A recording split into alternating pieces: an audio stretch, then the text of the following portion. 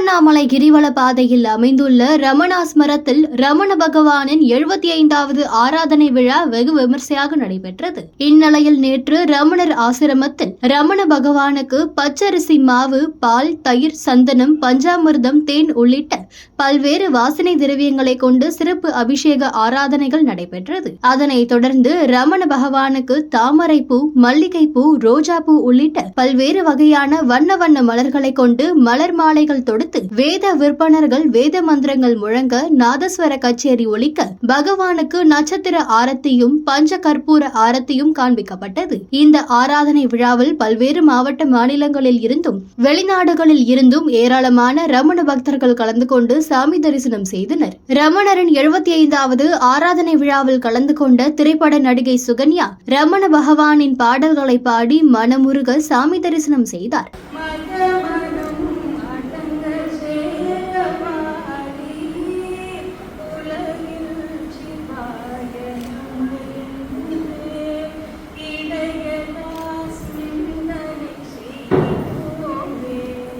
அதனைத் தொடர்ந்து ஆசிரமத்திற்கு வருகை தந்த அனைத்து ஆன்மீக பக்தர்களுக்கும் ஆசிரமம் சார்பில் அன்னதானமும் வழங்கப்பட்டது.